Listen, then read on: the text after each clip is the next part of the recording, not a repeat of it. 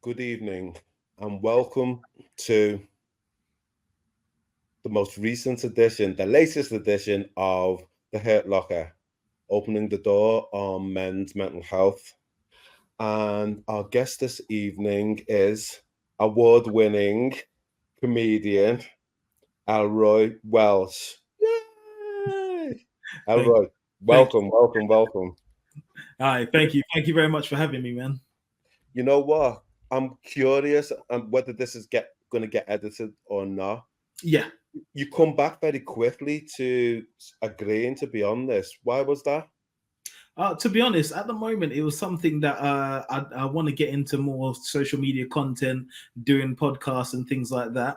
And when I actually looked at what you guys were talking about, basically it kind of hit home at this time in my life. Yeah, so it was just seemed like right time, and yeah, I was like, I'm definitely up for it. Well, we are glad to have you here this evening anyway, so thank you. Thank you. Like I say, like Tim has said, our producer, it's not scripted or anything. I've done no research or anything. In fact, it was yesterday you said, yeah, you're going to come on board. And I was like, definitely, yeah, let's do this. And hey, we're here now. So yeah, there's no prep or anything like that. So for the benefit of our listeners, who is Elroy Welsh? Yeah, so I am Elroy Welsh.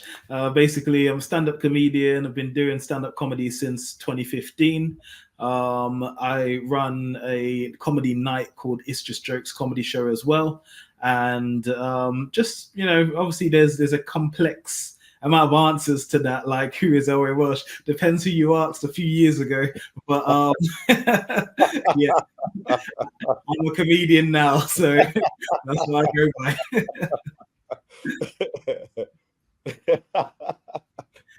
You know what?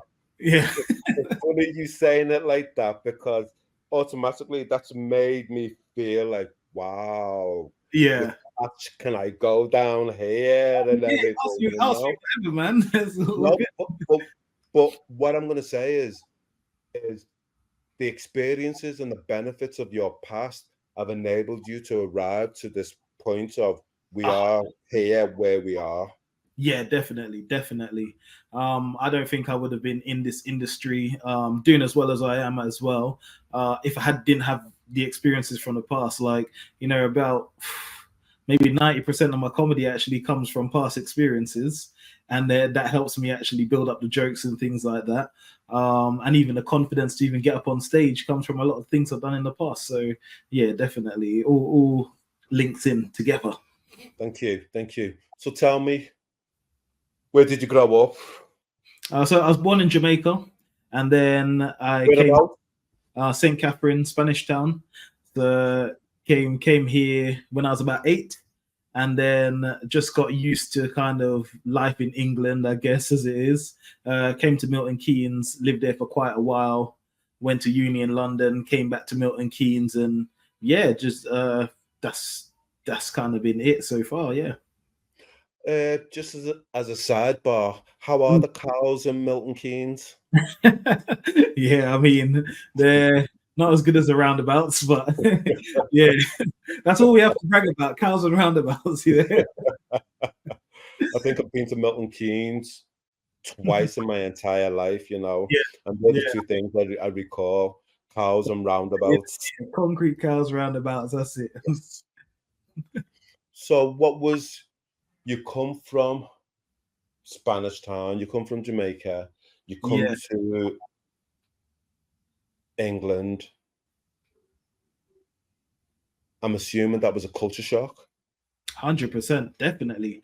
I mean, Yinka, I'd only seen white people on movies, really. Like, literally, I was in a whole different lifetime.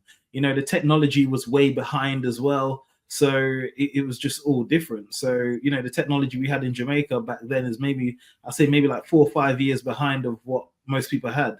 And obviously, like, I came from quite a poor part of Jamaica. So, coming to school here, making friends and not only just like, just different races of people. I was just used to Jamaican people, and that was it.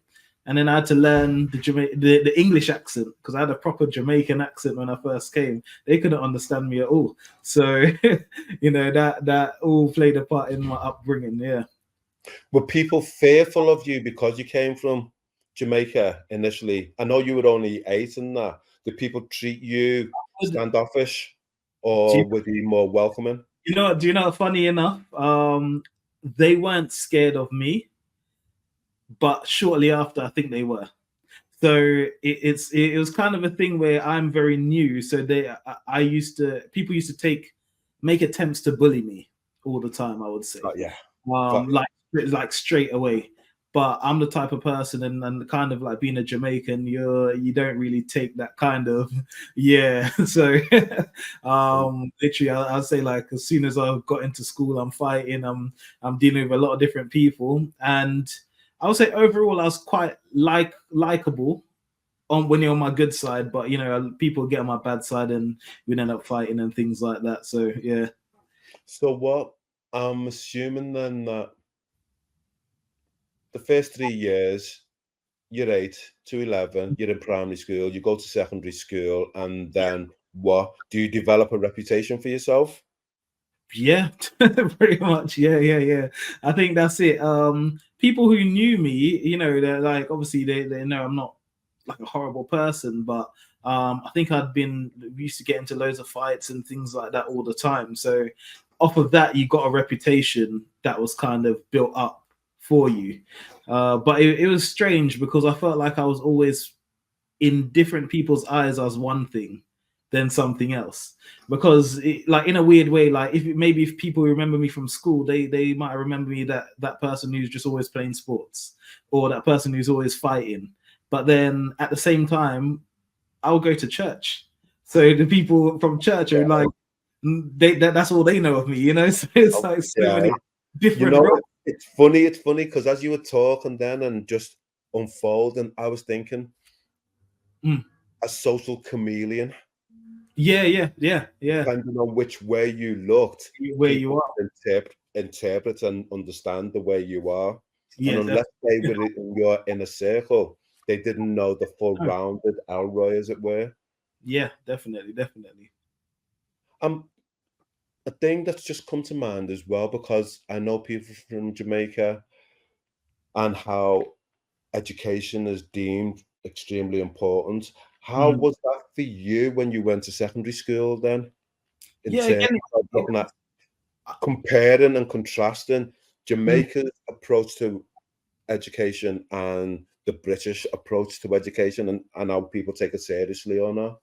Yeah, do you know what? I think when I came here, my education did slip a little bit, and it was because it was less pressure, as you say, on the school system, because I'm in Jamaica, and like they could beat you.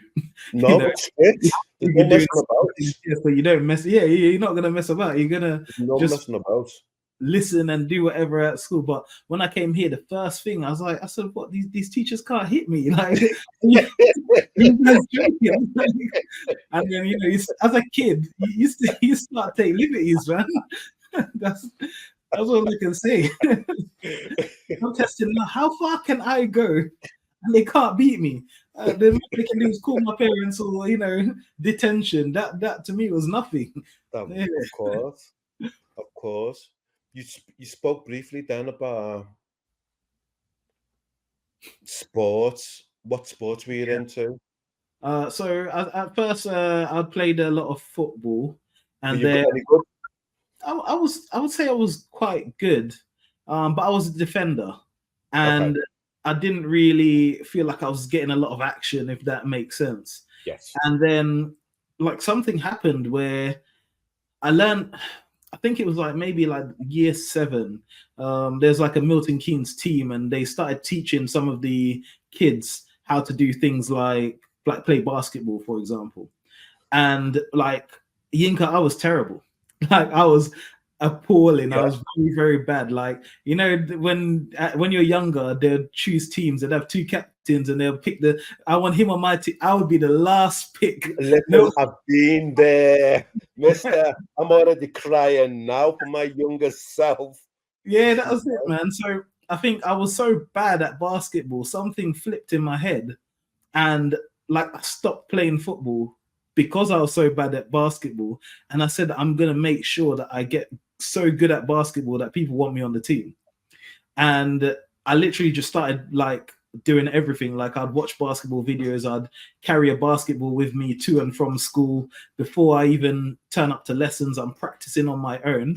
And you just were that kid then, yeah. You were it was so slowly. I started to get better to the point where I got so good that literally, if I told the team I wasn't coming to a game, I couldn't make it for some reason. It was like to murder them or something. You know? So it got to a point where we were so invested, and I got to play like for Milton Keynes and things like that, and like had some really great experiences there, definitely. Go on. Was there a fear? I mean, looking back now, was there a fear? Has there been a fear that sometimes, as men of color, that we can get stereotyped to go into certain sports or disciplines, etc.? I mean, I don't. Do you know what? I don't know if it's a fear. I kind of, but I definitely felt it. I definitely felt it, and it was quite obvious for me and where I was. Remember, like when I was in Jamaica, I didn't know what racism was because that wasn't a thing until I came here. Now let's start talking. That didn't exist to me, like, because we'd have people who were like much lighter. And again, like if I saw a white person, I wouldn't have thought anything of it really. It's just a different person to me. But when I came to this country is when I kind of started like, experiencing those things. And then, like when you get comments from work and these type of places, and that's when you start to understand it really. Okay, I'm gonna push you. Yeah. You say understand it. I'm gonna say, didn't you push back against it when you understood what was going on? Yeah, of course. Like, I mean, again, that was where a lot of the fighting was coming from, when I was young. Literally, some people are more timid, but like I'm the type of person, as soon as you say something, I'm gonna call you out on it, and then we might start fighting, we might this and that. And just as I've grown up, obviously, I've dealt with a lot of it, really. It was to the point where we had a house on the corner of a street, and like people would write like the N-word on the side of a wall and things like that. I might come out of my house and people are like throwing stuff at you and all kind of things. So it was a weird time. But when I say understand it, I never agree with it, but I kind of understood that certain people have been taught certain things as well. So some people have learned it from their parents and things like that. And, they just do it. They think that's what it is. Okay. I'm just going back. Coming to Britain from Jamaica. You didn't understand racism. No. And I remember being in Nigeria and my nephew was asking me, Uncle Yinka, take me to Liverpool, as it were. And I was saying, do you know what the N-word is? And he said, no. And I said, that's the reason why I wouldn't want you to come. Yeah. And I'm wondering whether or not psychologically that had an impact on you when you, for want of a better phrase, were categorized like that or seen like that by certain elements within the community. It definitely did. Definitely did, because there was times when, like, throughout my life, you kind of thought like I'm not going to be able to really make anything of myself because you feel like you just held back. There's people who are not necessarily smarter than me, who are not necessarily like nicer people than me or whatever, but they're getting opportunities that I can't get. And I feel like a lot of it was based on my skin color. Just purely whenever I walk into a room, regardless of how nice of a person I am, how much money I've got, or any of these things. I'm still a black man first, you know. So it's like wherever I go, that's always gonna be there. And it's not something I chose. I didn't choose to be black. I didn't, you know, choose this. But yeah.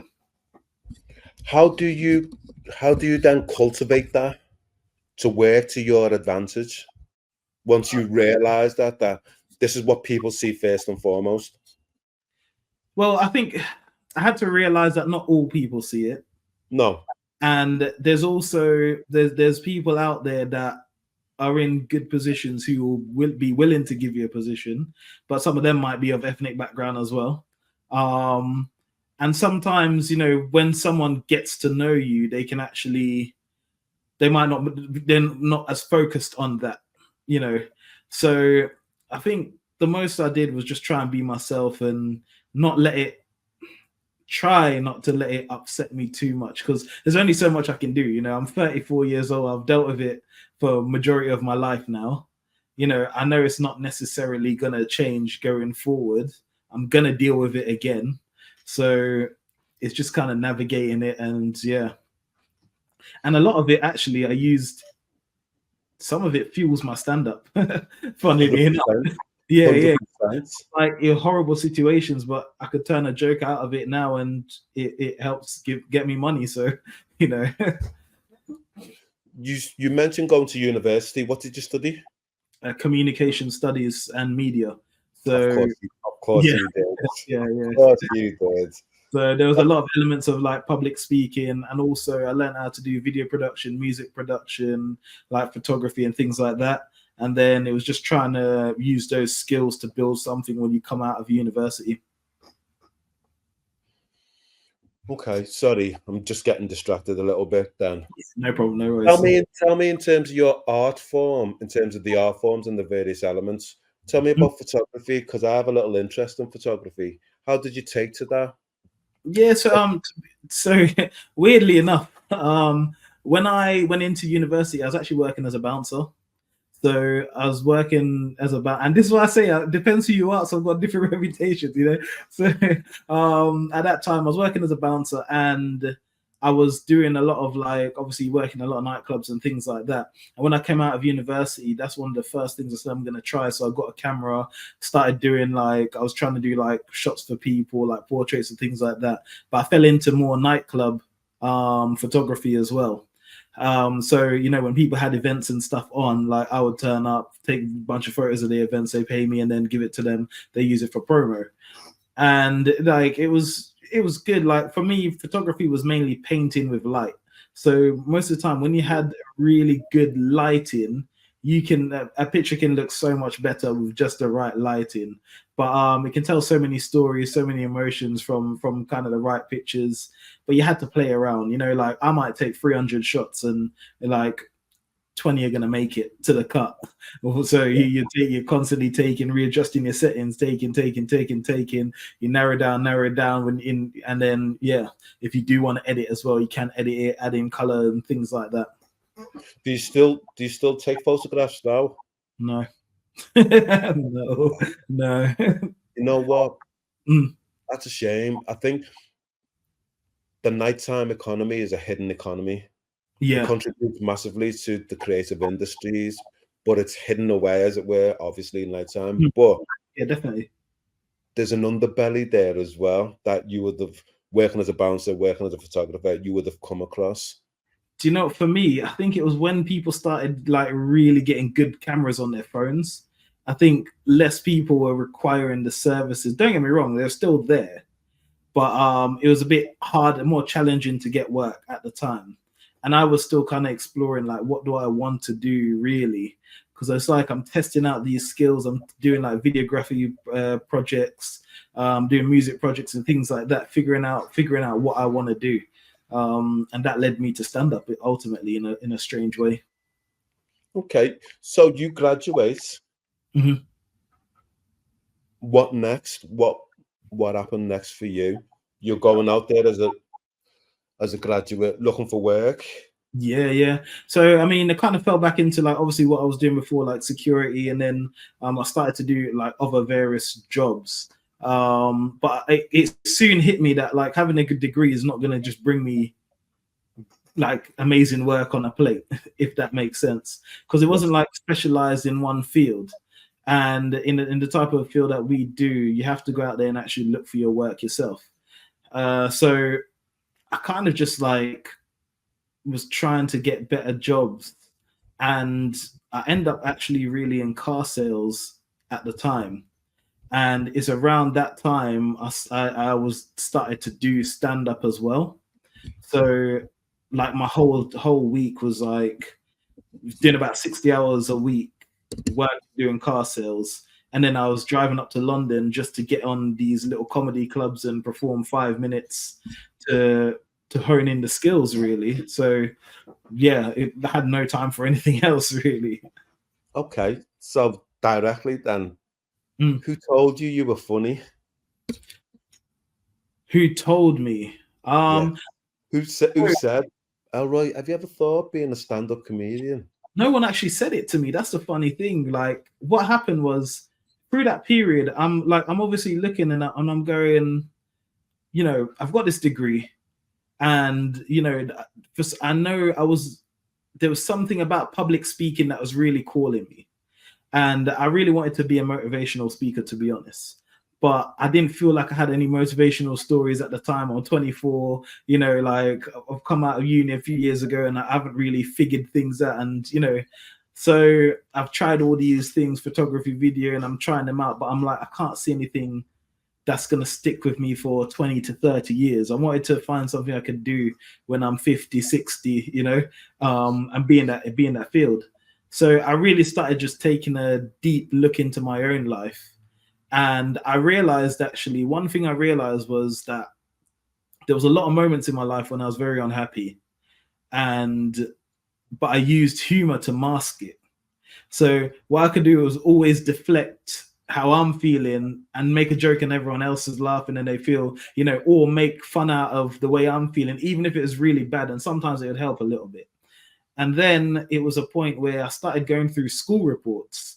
So some of my school reports from like secondary school, and I'm just like, I think like I picked up the school report and I'm reading all these things these teachers are saying. And one common theme kept hitting was like, Elroy's a smart guy, but sometimes he's not focused, but he's very funny, or he makes people laugh and I'm going, me, I didn't realize that. And that's kind of when I started going, what if I could do stand up? So I started asking some of my friends, you know, who knew me, like friends that I trusted, and I'm like, listen, you guys know me, the real me. Like, do you think I could do this? And a lot of them were like, yeah, you should try it. So literally did that. I got onto a show, I tried it out, and that first show, as nerve-wracking as it was, I was panicking for like 2 weeks before. You know, just being like, I'm gonna lose all the words, my mouth's gonna dry up, everything bad that can possibly happen will happen. But I got some laughs. And when I got those laughs, it was like, you're not great at this, but you can obviously do it because this is your first time.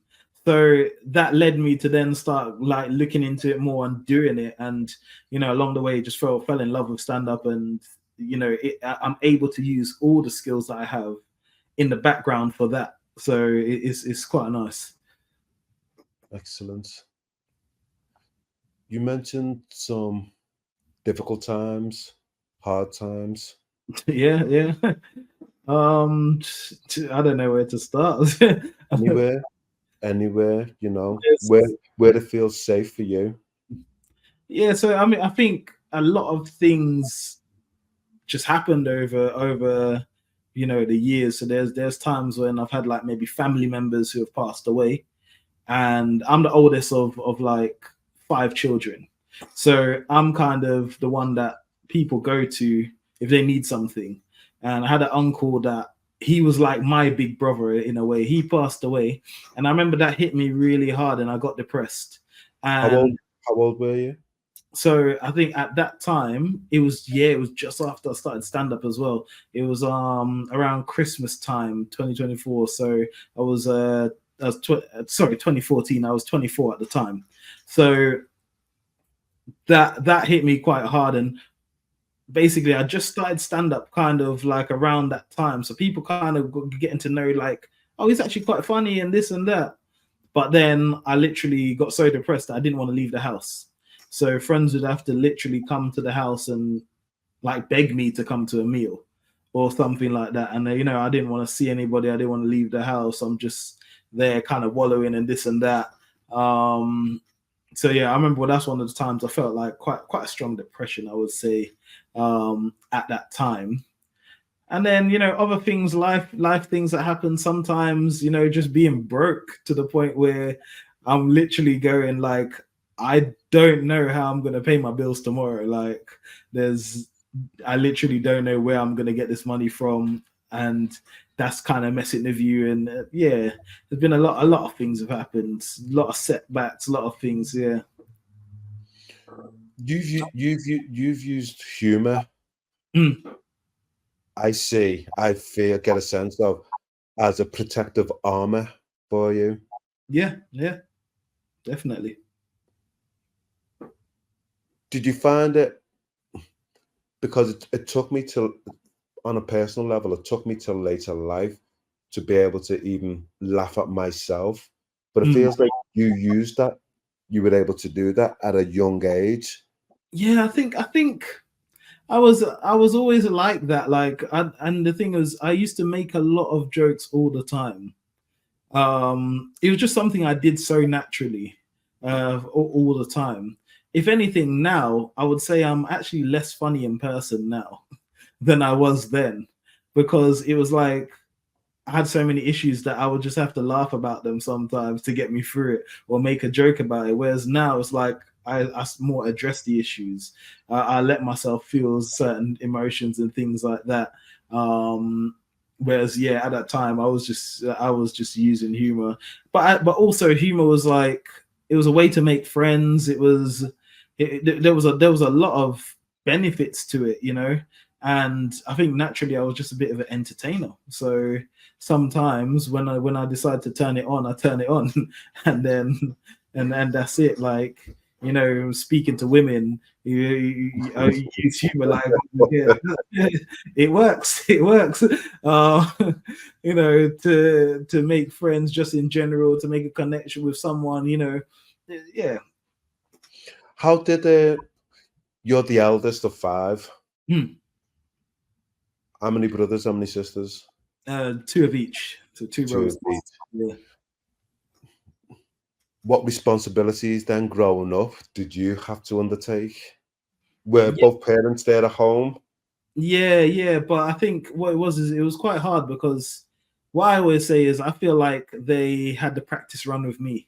So, you know, you're the first child.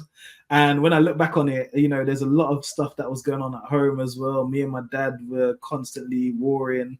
And, you know, it's like they've never raised a child before. So I'm the first one. So of course they're going to make some mistakes and do things along the way that, you know, when you look back at it, you go, oh, maybe we shouldn't have done this or whatever. But in terms of responsibilities, because the next child after me was like maybe like 6 years. And then the next one after that was maybe like another 5 years. Like by the time I got quite a lot of responsibility. So there was times when my mum was working like a night shift and my dad was working like a day shift. So there's a crossover period where I need to be in the house and, you know, feed the kids and get them dressed and do all these kind of things. So, you know, like I'm doing a lot of things kind of beyond my time or before your time. So yeah, there was a lot of responsibility put on me. That's an interesting phrase. Before your time, etc. I dare say then that you grew up very quickly. Oh yeah, very, very, very. And again, I also was very confident. So, you know, teenagers think they know everything. So, you know, at 16, I think I'm like 25, 30. So, you know, the things that we did, and yeah, you feel like you've grown up quickly and definitely try to push it, I guess. Just touching on, sadly, the passing of your uncle, and you spoke about becoming quite reclusive, staying at home, etc. Did you know at the time that you were grieving? I know you understood you were mourning, etc. Yeah, But definitely. it hit you in a big way. Yeah, definitely did. Definitely did. And I definitely knew it because I saw him the day, I think it was the day he passed away as well. I remember seeing him, and it was really hard thing to witness because he was one of the funniest people I knew. So he was using humor for everything and making people laugh all the time. And yeah, man, he was a very interesting character.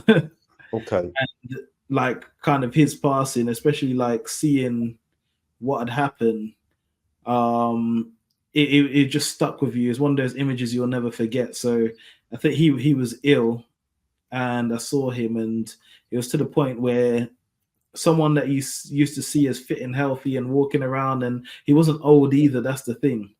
Kind of lost all his muscle mass, shriveled down to just almost bone, and you knew that he was passing away. And yeah, it was a tough thing to witness and see and experience. How do you reconcile your own mortality when you see somebody whom you've looked up to, you've respected, you've loved pass away then? I still don't know. I don't know. It's something that stuck with me, but I think one of the things that he taught me was he had issues going on that I didn't know about for years. And when I found out after his passing, I was like, how the hell could this man still bring so much joy to people when he was suffering so much? But then I thought about it the other day, like the other way. Would I have rathered him like pass away and he was miserable his whole life and this and that? Like he left very good memories, and really cheered us up and things like that. So it's one of those things where I just know that I just have to make the most of life, I guess, and do the best you can do while you're here. But no one knows what's promised for tomorrow. You know, like yeah, I had quite a few experiences with people passing away and stuff. So yeah, it's a tough one. That's, I suppose for me, and I want to be sensitive here, I suppose for me that within our communities we experience people passing away from a young age, you know, and how I think for me, what I say, there for the grace of God, go I, as it were, when I see people who have passed away suddenly or quickly and all of that. Yeah. I wonder, I'm not a religious person, but how important has your faith been in terms of you growing up? I think it's been very important, to be honest. It's got me through a lot. Definitely got me through a lot, because I'd say I'm not gonna profess to be like the best Christian or anything like that, because how I see it is I didn't choose to be a Christian. My parents were already Christians, and I was born into it. So naturally, you know, you kind of do what your parents do, but then there was a period of time where I just walked away from it completely, and you know, lived life myself and done whatever, you know, on my own terms. And then now I've come back and just, you know, again, it's not like I try and shove it down people's throats, but you know, I do believe in God, and I do believe that He's helped me through a lot of things, and without that I don't know where I'd be. But I've witnessed so many things happened that yeah, it's hard to not believe in something else. You know. Okay, so reading between the lines, I get a sense that you had your own walk in the wilderness, as it were. Oh yeah, definitely, yeah, definitely. Well, I always describe myself as the type of person that can be kind of with anyone, so be around anyone and stuff like that. So there was a period of my life where I was with people that were lovely people, like fantastic people, wouldn't hurt a fly, wouldn't do anything wrong, you know, very like amazing people. And then then the next day I could be with a bunch of criminals who are probably like, you think of the worst type of people, and how could they do this? And I got on with all of them. And they'd show me what their life is like, and show me things, and like I was able to kind of be that chameleon. Yeah, but the thing was, it didn't even feel like being a chameleon, because I'd still be myself, but they accepted me for who I was. And I don't know if it's because I was unapologetically myself. They would accept me for how I was. And again, like I said, humor brings people together, you know. No matter who you are, like, you could be with some of the most dangerous people, but if you feel like that person, and that person makes you laugh and doesn't do anything bad to you, he's in your good books, you know. So yeah. I've got to ask, have you ever been close to death? Yeah. yeah, definitely. I had some experiences, and yeah, like it comes so quickly, and it's happened, and you know, I just used to pray about it after, and just be thankful, to be honest. I think a lot of times, even while working security, I'd work in some really bad places, and things happen that literally a split second too late could have died, but you know, luckily it didn't, kind of thing. Yeah. You know, there's going to be times for me to talk about stuff, but how do you balance that? How do you reconcile that? Because this, for a lot of people, for most people, it's an alien world. Yeah, definitely. But for you, and I can relate to, it's about survival. Yeah. So, I mean, again, like, obviously I don't do it now. When I look back at it, I feel like you were crazy. Because, you know, sometimes I'm getting ready to go to work and I'm putting on a bulletproof and a stab-proof vest, because I don't know if someone's going to come and try and stab me tonight or whatever. And I've got to be that person that no matter who's in front of me, I've got to actively believe that I can defend myself, 100%, maybe protect others, and all this kind of stuff. So I really put it down to, I used to pray a lot before I went anywhere, and you know, thankfully I was never seriously injured or anything like that. No matter how many fights or how many crazy situations or people pulling out knives and all these kind of things, you know, sometimes people try and follow you home. There's times when, you know, the next day I'd be out with my girlfriend having a meal, and I'm in a restaurant looking at a guy I've just had a fight with yesterday. I'm kind of just sitting here, like, and I'm like, listen, babe, if I tell you to run, what are you talking about? Like, just run, and I'm gonna start fighting. Like, you know, I don't know if they're holding this grudge from last night or what. Yeah. So yeah, it was a different world altogether, man. Like, I'll tell you a weird story that I had, and this is what I mean. Like, I was able to like hang around with a lot of different people. I remember there was one club night that came on, and a lot of these club nights, when they had, like, you know, certain grime artists, there were a lot of the London guys come down, and these guys, like, they're in a new city now, so they act like I'm the big guy around here and all this stuff. So there's so many fights and these things happening. And I remember same night, one of my friends came in the club. And it was him and a few other guys that I knew, and I can't even call him a close friend, but I'd say like an associate in the crime world. That's the most elegant way I can put it. Understood. And, I remember kind of him saying to me, "Yo, tonight is rough, you know," and I'm like, "Yeah, this is what I go through sometimes when I'm working." And he said, "You know what I'm gonna do? I'm gonna stand right next to you all night."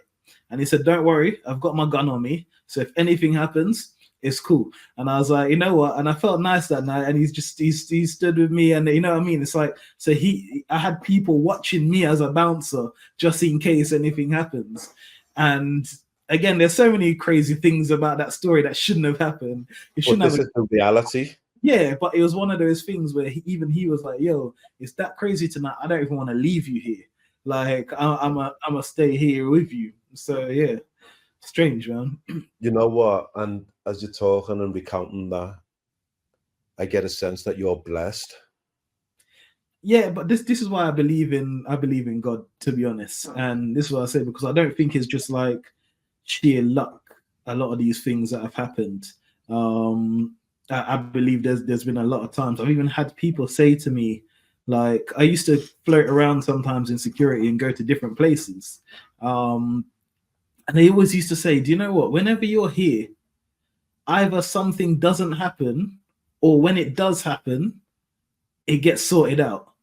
But when you're not here, that's Wahala. what I mean. Like, one of the security end up in hospital or this or that. And I used to find it interesting, but I never really said anything. But it was like I genuinely used to pray a lot before, like, you know, any night when I go out and work and things like that. Thank you for sharing that. I would. There's loads of different ways to go on this, you know. There's loads of different ways to go on this. Ages and tell you stories, man. I'm trying to get straight to the point sometimes, but boy. No, it's good. This is good. Mm. If I said to you, we as black men don't talk about our emotions and how we're feeling, how would you respond to that? I would say I was exactly the same until a few years ago. And I still struggle with it, but now I try to talk a little bit more. So, okay, a little bit more. Okay, I'm gonna push you. Yeah, I try to talk a bit more. You know, it's still hard. This is because you're programmed and been doing something for years. It's a habit. What is it about us not talking about our emotions? Is it perceived as a weakness? I think so. I think a lot of the time you don't want someone to look at you in a different way and think he's softer, or, you know, like, you sometimes not showing your hand is easier to keep up. Maybe if there's a perception, there's an image of you, it's easier to not talk about the things that are going on. But then, isn't there a danger that we perpetuate a stereotype that all men of color, all black men are strong, that there's the hard, the solid, you know? And there's times when we do struggle. Yeah, definitely. And this what I mean. Like, so that's why I say I used to be like that, but I've had a few issues or I've had friends really like kind of break down and things like that. And we've kind of said to each other, you know what, if we're going through something, let's actually try and talk to each other. So sometimes we will pick up the phone and talk about things that are, you know, upsetting us or making us emotional or this or that. But if years ago, there was no way we're talking about anything to do with that, which is quite sad, really. Well, have you yourself ever lost a friend to suicide? Not a close friend, but someone I worked with, and it was a time, maybe about 2018. Okay. And it was a strange one because it was someone that I worked with. So, you know, you're seeing this person almost every day. We got on very well. He was quite a funny person. I used to make him laugh. You have your own personal jokes with this certain person, and, you know, we can talk and do all these things. And then suddenly one day, well, it wasn't one day, there was a period where we could see that something had affected him, and it was actually his friend committed suicide. So his best friend committed suicide. That really affected him, and then eventually came back to work, and you could just tell he wasn't the same person there. And then, you know, there's one day we came into work and they just had to sit us down and let us know, like, listen, he's passed away. He committed suicide last night. And yeah, that hit us quite hard as well. How was that for you? I know what you said that hit you hard, but what did it tell you? Well, first of all, it made me do my first therapy session. My first and second therapy session I've ever done. Not because of me. Lovely, like, it was work actually arranged therapy and said whenever we return to work, we're gonna have some therapists there if you guys want to talk about what's up. So we'd go and talk and explore it and stuff. But but it I don't know, it did feel a bit, it was just strange to think that, like, you know, as much as you know someone's struggling, sometimes you don't know how bad, and you always wish you could have done more, do something. And I think even, like, I'd never met his parents until the funeral, and his parents were telling me how much he used to like my comedy and show them stuff and things like that. And I was like, I didn't even know, you know, because I just know him as, like, when I go to work and we made jokes of that, I don't even think of the stuff I'm putting online that maybe he's seeing it, or maybe he's showing in this and that, or his parents know of me or whatever. So yeah, it is, I don't know, it was a strange one. And I think you're still processing that, aren't you? Yeah, because there was a lot. It wasn't just the suicide, it was the aftermath of it as well, because he was dating someone that I was quite close to at the time as well, and then seeing her go into depression because she was the one who found him again, you know, and then trying to help her through that, because there's days when she doesn't even want to shower. She's like, I'm not leaving the house. I'm just crying. That, you know what I mean? We try and bring her food, just try and get her to eat, have a shower, this and that, you know. So it really made me see, like, you know, when things like that, if you do something like that as well, even though you're suffering, it's gonna cause other people to suffer as well. Did you know that when somebody is bereaved by suicide, either a friend or a loved one, then they are 80 to 300% more likely than the general population to equally end their own life? I didn't, but that makes sense now. Hearing that makes sense, yeah. You mentioned work when your friend passed, when your colleague passed. That work said that therapy was available for you. Yeah. What was your gut reaction, if you can think about it, if you can recall? I didn't know if I was going to do it, because that's one of those things where I was like, you know, I'd never ever intended or thought I'd do it, but because it was available, eventually I just said, you know what, let me go and see what this is like, and let me talk, and because, you know, there was still a lot of stuff we were all processing at the time. So initially I didn't know if I was going to do it at all, even though it was available, even though I didn't have to pay, even though it's literally, I could stop work at any moment. This is kind of what they said. Come off the shop floor. I was working in retail. Come off the shop floor. You can just knock on her office if she hasn't got anyone. Sit down, take an hour or whatever you need. Talk to this woman. So yeah. How did you find it? How was it walking through the door that first time? Again, to me, walking through the door is not bad, because I think I'm the type of person, and not even I know I am. I speak to so many people on a daily basis. Like, I go to so many different parts in the world. Well, not in the world, but of the country at the moment, and, you know, speak to all kind of people. So I might walk into a room and I can't tell you the amount of times I walk into a place and I'm the only black guy there, and I know there's going to be some black joke, or, you know, it could be, and it's sometimes a town that looks like they have never even seen black people before, and it's so funny how, you know, after I might do stand up, like, then I'm talking to all of these people, or they want to buy me drinks because they love what you do, but I feel like I can kind of talk to anyone. So walking through the doors is okay, but in the back of my head, it's like, I'm thinking, I don't want to dive into my own personal problems. All I want to do is just talk about them. Like, so I'm kind of guarded in my head. I can talk, but I can see what's really underneath, you know. But yeah, she did a great job. Definitely. You said, did you go back a couple of times, or? Done it a couple of times, and yeah, it was quite insightful. Would you go back in the future? Yes, yeah. I'm actually I'm starting therapy again, actually. So I had a session last week, and then I'm going to be having a few more throughout the upcoming weeks as well. You know what? That's music to my ears.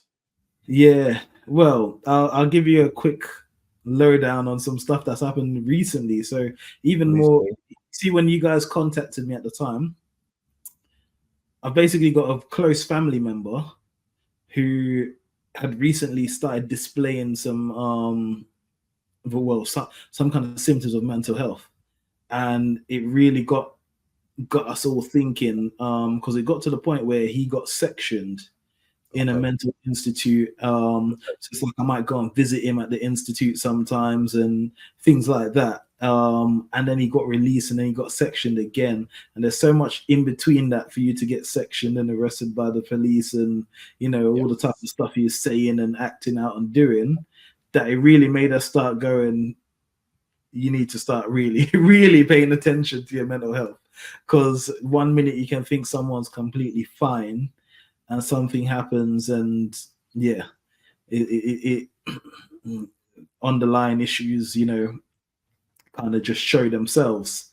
So really, like, a lot of my family started really like diving into this more, and like trying to say, like, let's check on each other more, and like, if we need to go to therapy, guys, try and go to therapy, you know what I mean? You know what? And that's why we're doing this type of podcast as well. And thank you for sharing. I might add as well, Black and brown people in the UK are 6 to 8 times more likely than the general population to be institutionalized because of our mental health. Yeah. But we don't talk about that. We don't talk about the pressures that society puts on our shoulders, that we have to endure as well. We just, and no disregard to yourself, smile or just brush it off, or just make a joke about it and think we're all okay. Yeah, definitely. So Elroy, I'm glad to hear that you're looking out for you. Yeah, you have to, because like I said, I came so close with it recently. So like I said, at the time when you guys contacted me, I was like, how can I say no? Because this is something that's going on even in my family presently, before this, I'd had a few friends who have been sectioned. Okay. So I've had friends that have been sectioned. I've had friends that I've seen, walk in the streets, and these are like some of the most intelligent people I've ever seen in my life, but yet they're walking the streets and it looks like they're talking to someone who's not there, and doing all these kind of things, and then they eventually get sectioned, and some of them might have been arrested, and it's not like the friends that I knew who got arrested for crimes that they were committing. It was like, absolutely, but they're treated as criminals. Yeah. So yeah, it's been tough, and then obviously seeing when that happens in your family as well, again, it shakes you up. So I just realize how, as humans, we really have to look after the mental health, Elroy, sorry for jumping in, but because of the experiences of your relative being sectioned, has that opened up a conversation for you as a family to talk more about mental health? Yeah, definitely. 100%. Yeah. Now, because it happened so suddenly, it's like, if before November, we would not be having that conversation. So it's like, maybe in the back of my head, I'll be like, yeah, I've been to therapy a couple of times, maybe one day. But like, when something like this happens, and then you go, wow, like, it can change like that, like so quickly, and it can escalate without anyone knowing, because it's stuff that's been pent up. And when we spoke to him, he said, yeah, I've been feeling this way for a long time, and it's like, why didn't you say something? But it's easy for me to ask, why didn't you say something? But I'm absolutely. I think that goes back to within our communities about stereotypes about Black people don't speak up, Black people keep stum and say everything's fine, etc. But we're suffering the same as everybody else. But there seems to be like a double indemnity, a double jeopardy about when Black people talk about their own mental health. It's the treatment that they receive at the front line, which seems to be in a stark contrast to the rest of the general population. And that's why, in my opinion, there's a hesitancy and apprehension about putting one's hand up and saying, I need some help here. Yeah, definitely. I agree. So, okay. So you got me thinking. You got me thinking about a few things. I'm going to mention the word. I'm going to mention one word. I'm going to ask you how you may have interpreted this word 10 years ago as opposed to how you interpret this word now. And the word that I'm going to ask you is vulnerability. What does it mean to you? Oh, I mean, 10 years ago, that just meant weakness. that meant something that if I share those vulnerabilities with anybody else, they can use that against me to exploit me or do something or hurt me. Versus now, I think now I feel like an old man. I know I'm 34, but I feel like my whole perception has changed where, like, I actually put myself in very vulnerable situations all the time. And like, I think I get quite a good outcome out of it. And I've kind of let go of, trying to control everything. There's only how does that feel? Yeah, there's only so much you can. It's hard because it is hard to let go of. But I think, given the type of things that I do, I had to make it a part of it. Like I had to, and it just creeps into my life. And I realize, there's a lot of things that outside of my control. There are always going to be times when I'm going to be vulnerable. And sometimes, strangely enough, what you think might happen doesn't necessarily happen.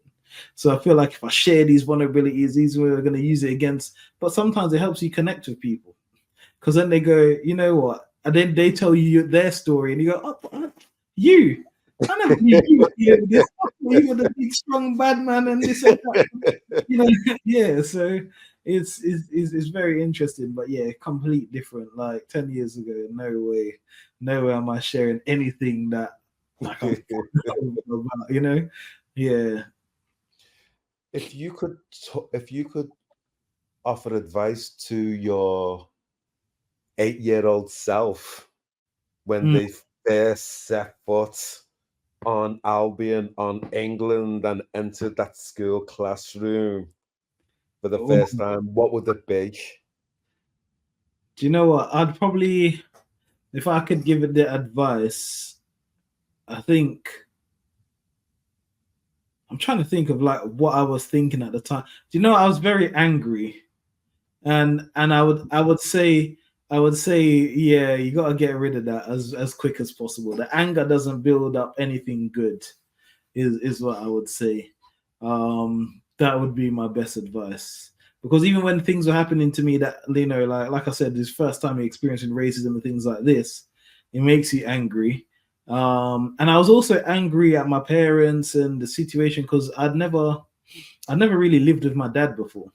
So when I was very young, but then he came over to England and he started studying, like doing his PhD and all these kind of things over here. And then he was the one who paved the way for us to come over. But when I came over, I genuinely believed I was going back to Jamaica, because I'd come for holiday before.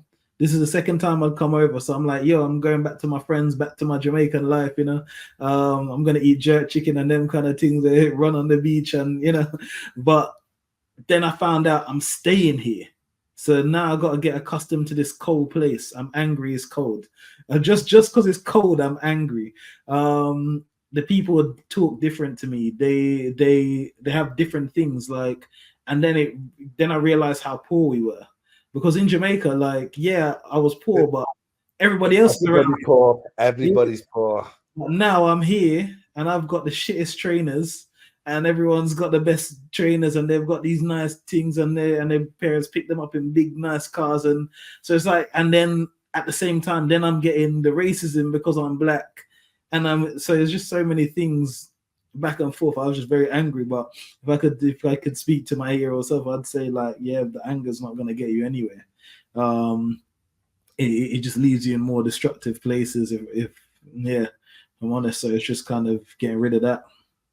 And it feels, when we were speaking earlier on, there was a recognition and an acknowledgement that you got rid of that quite early in your late teens, early 20s, because you saw that there was a potential obstacle for you to move forward. I said, I'm going to end up in prison. I'm going to end up dead or in prison. And funny enough, like, one of the things that happened was when I became a bouncer, that's when I became very, like, more calm.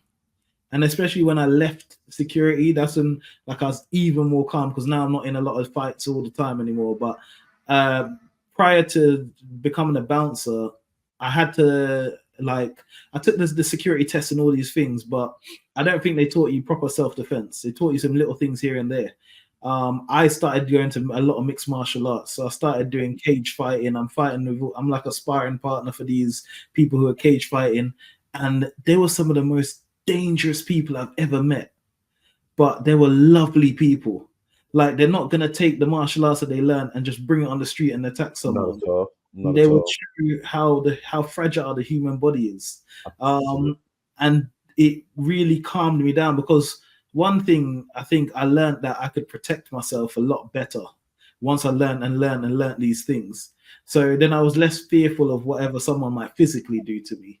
Then I'm saying, you know what, all the words and all these things you're calling me, they start to slide off now, because, you know what I mean, you're trying to provoke me, but I'm just going to be calm. I'm not going to get into it. And don't get me wrong, sometimes, every once in a while, you're going to slip up and fall back into bad habits, but it wasn't getting me anywhere.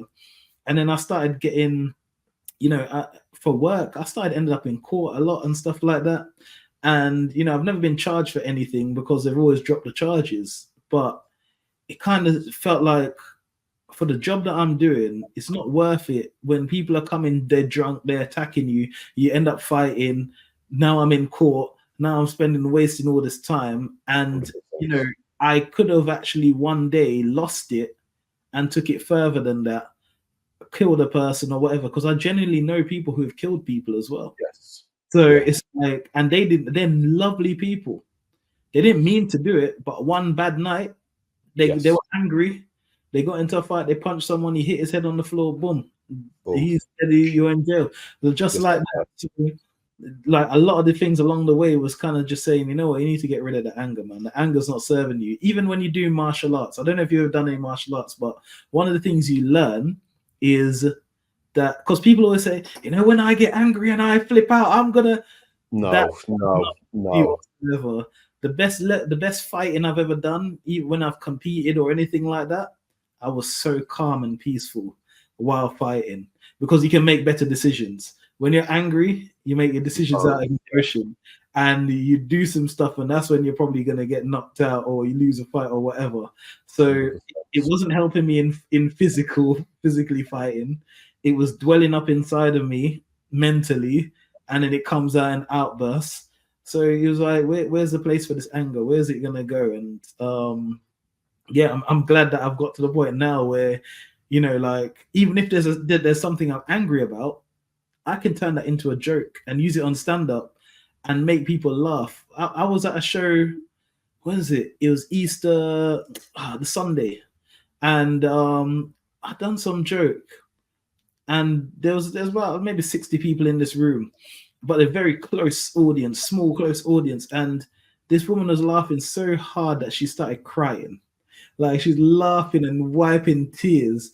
And I was saying to the promoter, you know what, don't even pay me for tonight. I said, the fact that I made this woman laugh so much as she's crying and these are from talking about things that I'm angry about or whatever, is such a better way than lashing out and saying, I'm going to find this man and I'm going to do this and do that. So, yeah. You've touched on it just briefly, but I'm not making apologies for it. Your dad, he did his PhD here. What was it? Yeah. So it's in religious education. He was a pastor. He's a pastor. Okay. Yeah, that opens up a whole different can of. Yeah. And growing up teenage wise, and you said your run-ins with your dad What's your relationship like with him now? It's not good. It's not good, to be honest. We don't really communicate at the moment, and it's one of those things where I think over the years you have to make a decision as to what you do. We've had like quite an up and down relationship. Was he too looking back? Was he too strict, given the fact that you were the firstborn, etc.? I think there was that as well, and again, like kind of, there's this thing where they say like pastors' kids are the worst, and Okay. in a way, I understand why people say that and why it could be true, but it's like, because you're a pastor's kid, in the eyes of all the people who go to church and all this, you're trying to appear a higher level. Yes, you're just like everybody else.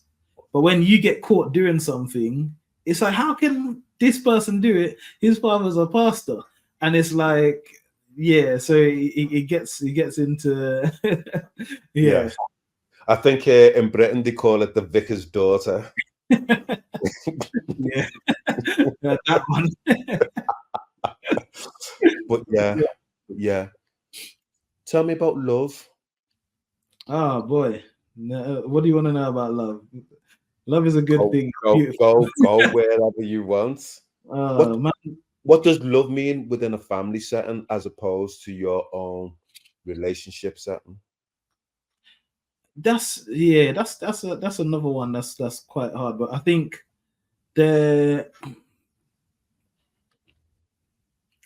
it's something that I'm still processing to this day. You know, I've always tried to make sure at least the people that I love are aware, but it's difficult, man. Very difficult, because sometimes you do things and people think you don't care about them, or you make mistakes and people don't think you don't care about them. But in terms of like family settings, I feel like with my brothers and sisters, did you feel love growing up? To a certain degree, but there was times when I really didn't as well. And I think again that would be part of the time when you built up the anger and stuff like that. But you know, I think from outside places, from my family and from my siblings as well, I definitely felt that. But you know, I came to a point where I realized, you know, like you said, how Black men don't necessarily speak about their feelings. I feel like my dad was not one of those people to do that. And even my mum, again, never really spoke about feelings and being loved and stuff like that. And, you know, so there's always an element you never knew where you stood. And when I say it sounds bad, but I don't think it doesn't. No, listen, it doesn't sound bad. In all the time that my dad was alive, and he passed years ago. Yeah. Not once did he ever say to me that he loved me. Yeah, you see what I mean? Yeah. So that, like, and I think that there's times. Yeah, it's yeah. Okay, you understand. And there's even times for me where it's like, I used to see people how they interact with their parents, because I had a lot of friends. So I see them talking to their parents, and I'm going, boy, I wish I could talk to my parents, like just have a normal conversation, or you know, like even to this day, it feels very awkward if I hug my mom. Which I used to hate that, because when I'm growing up and I'm young and you're chasing girls, I meet a girl and I'm like, oh, come here, baby, and you're hugging up. My own mum, it feels awkward because that's not a thing that we were doing in our household. So yeah, and one of the things which to this day has kind of really showed me a big contrast is, like, at the moment I've got a fiance, and her family are so close and so connected. So sometimes when I go to their house and I see how they are with each other, like I'm like, that's how I know it should be. And I think she's been raised in such a good home, and she teaches me a lot about love and things like that. But I come from a different side of things. How did that feel then? She's your fiance now, and I'm not necessarily talking about her, but previous relationships. How then did you learn how to navigate those waters of love when somebody's showing you affection? It was difficult. It was difficult because even with her, like I used to push everyone away. And you know, I used to kind of just think I can do it on my own. I don't need people, like push everyone away. So it's been rocky, but I think with us, we were genuinely friends for a long time. And then we just ended up being together. But you know, with like previous relationships or all other relationships I've ever had, you know, I was learning everything from every different one. Yeah, that's all I could say. But sometimes, you know, you could be around someone and you know that they don't love you for you. They love you for like either what you have at the time or you what know, you represent. Yeah, the image that you have. Like one of the things I hated was there was a period where I was single and I was doing stand up and I was traveling across the world. I was traveling to different places of the world doing stand up. I was traveling just for holidays, and I kept meeting so many different women. But sometimes you could tell, like the way I met them, I'm like, this ain't gonna work out because instantly I can see that. You know, she's seeing an image of me that I'm like, I can't uphold that image for that's because that's not me, you know. You're not seeing me at my worst. You're not seeing me the times when I didn't have no money and this and that. You're seeing me at like, I'm on top of my game today. I've got this, I've got that. You know, I'm mentally more stable at the moment. Like, you know, there's so much. So, yeah, it is a complicated one. We did a podcast right at the very beginning with a comedian, American comedian, Jim Menderos. I hope I've pronounced the surname correctly anyway. He's well known in the industry and he spoke about his mental health and having to go to various venues and staying in hotels and how that was impacting his mental health. And he mentioned about experiencing SAD, seasonal adjusted disorder. Yeah. And I'm wondering, with you going around to various places, staying in various hotels, going across the globe, as it were, how's it been for you? Do you know what I always say? I love stand up. I'll never change it for the world. But it's the things outside of stand up that really affected me. So the moment when they say, oh, welcome onto the stage, your next comedian, Elroy Welsh, and everyone cheers and I get up there and I do stand up. Oh, beautiful. It's very rare that I have an issue that goes wrong, even when things, but it's like there's a lot of emotions before and after. One of the main things used to be getting on such a high. Yes. That, like, you know, I go to a show and I do so well that now sometimes I didn't even want to leave the dressing room because I'm going, as soon as I come out there, people are going to be like, oh my God, you are fantastic. Can I take a photo of you? Can I meet you? Can I do this? Can I do this? Don't get me wrong, it's lovely. But then literally about 20 minutes after that, they're done taking the photos, they're done following. I leave this room and no one knows who I am. The next morning, I got to wake up and go to work. And this day job is horrible. And these people are treating me like shit. And it's such a contrast. And then other times, it could just be like when I'm not necessarily working a day job and I'm just doing stand-up. Again, the going on stage bit is fantastic. But then I finished the show. We have a laugh and joke with the comedians. But now I got to either get home and it's a 2-hour drive and you're just very lonely on the way there, or just the journey of doing stand-up, the rejections and things, and you got to like realize that doesn't mean that your work is bad. It's just maybe these promoters don't want to put you on at the moment or whatever it is. There's a lot of emotions to deal with, like like off the stage. And there was also times when I lost interest in anything funny because I was going to so many comedy nights. I'm watching like per week. I'm seeing like, I don't know, maybe 20 different comedians per week. Then I'm watching stand up, so I'm seeing like I'd say maybe up to 50 different comedians a week, and eventually I start to find nothing funny. And and just to like, you know what I mean? I don't find anything funny anymore. I don't want to make jokes, but yet I still have to go to this comedy club and do jokes. And so I just do my act on stage and whatever. And then I get off and I don't want to hear none of these jokes. Maybe that's why I freestyle when it comes to the podcast. I don't listen to anybody else's podcast, you know. I just do my own thing. Tell me then, I'm not going to ask you who influences you, but who do you admire as a comedian then? There's too many. My two favorite comedians are Dave Chappelle and Patrice O'Neill.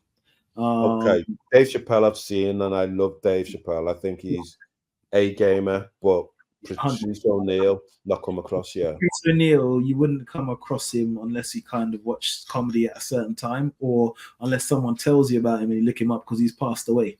So he passed away maybe 2011, I think around that time. I'm not 100% sure.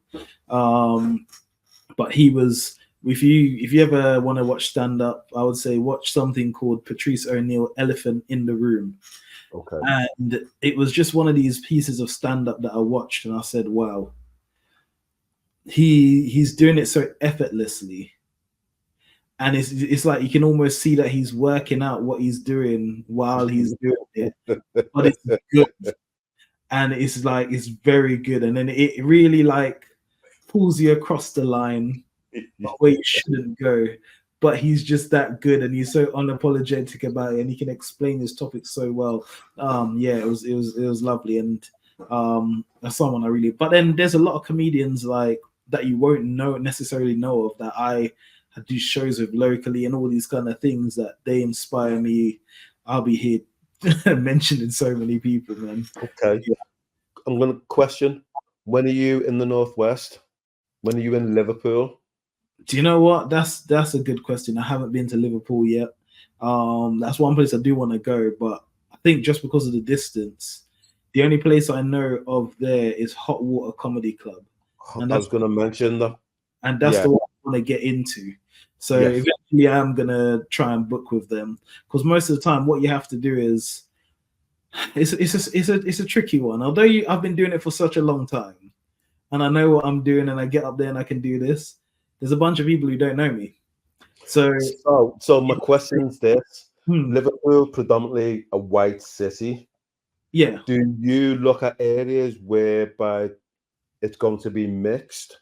No, I'll go anywhere. That doesn't bother you. You'll go anywhere.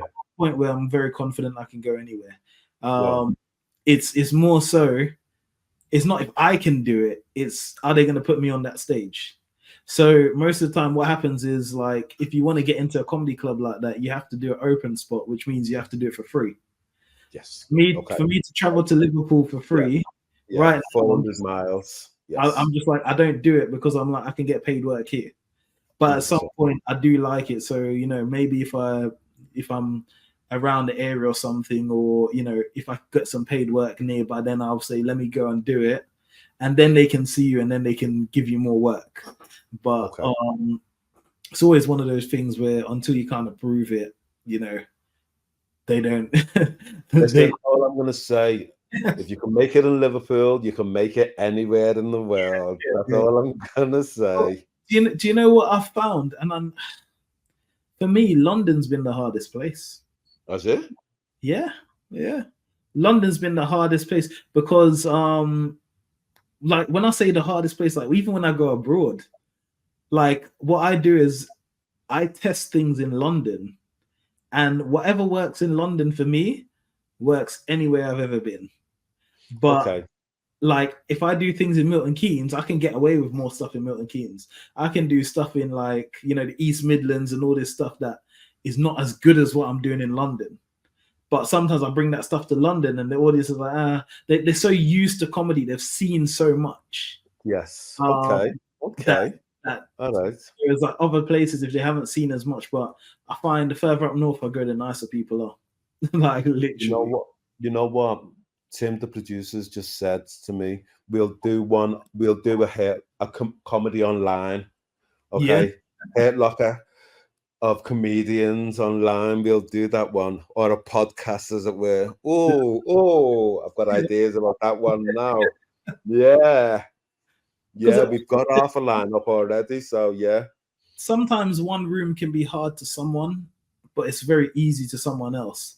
And like I found, like again, the further I'm north of being is like anywhere apart from London. And don't get me wrong, I get a really good response in London as well. But I might say like I can do a 20-minute set, and in London I'm saying they're laughing maybe like 7 out of 10.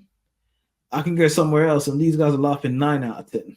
And it's just, you feel the difference because they don't have that there like so much, like I told you about that that woman crying. That was in a town that I believe that there's not a lot of stand-up, because like I don't think she's seen stand-up comedy that much, but I could guarantee you, and then maybe she has, but again, like in that town, I don't think there's a lot of stand-up that happens there. And then she came out to the show and she was like, wow. But listen though, and I hear what you're saying there, but if it's good, it's good. Yes, and that's what, because do you know what Yinka? It's so funny when I say this, because like I was born in Jamaica. If I decide to switch to my Jamaican accent now, I've got a strong Jamaican accent, can speak Patois, I can do all this kind of stuff. I know these things, and I've grown up with a lot of African friends, you know what I mean? All this stuff. And I've seen the comments as well, and they're cracking me up. Because, I forgot I'm Cuban. I feel like he must have seen my... Stop looking at his notes. But, so... I think the one thing that really me with stand-up was I did a lot of comedy clubs, mainstream. And when we say mainstream, it's like more like a white audience. So I went to a lot of places with white audiences, and then I started to do the urban, which was mainly like black people. And that's where I struggled. And it was baffling to me, because I'm like, with all my friends and all these people, and you know what I mean, I can make these people like... Come on, the dance on that one. Yeah, but do you know what? It took me a little while, a couple years at the start. And then it got to a point where I just realized that it's different, but it's also the energy you bring. And I think I'd kind of been defeated sometimes. I come on stage and these black people are just there like, make me laugh. Like, like my dad and all these people in the now when I go to black rooms again, it's like that was my biggest hurdle. I've never like they were the biggest challenge for me. But now obviously I can do everyone. Like I do black, white, whatever, and and I think it was more like I had to get to a point where I just knew my stuff worked, and it was unapologetically like this stuff works. It's funny, and I know what I'm doing, and I know how to dip in and out of the jokes. I know how to use the audience. I know how to do all of these things, and they feel that experience and that confidence, and they go, "All right, it's funny, let him do his thing." This. I'm just saying it, but I appreciate you as comedians right across the board, because it's a craft, it's an art. Yeah, it's an art form. Elroy, we're nearly finished for this evening. You've been excellent. Oh, thank you. You've been excellent. At this point, you're supposed to say, and so have you, Yinka, but you didn't. Anyway, I'll let you go on that one.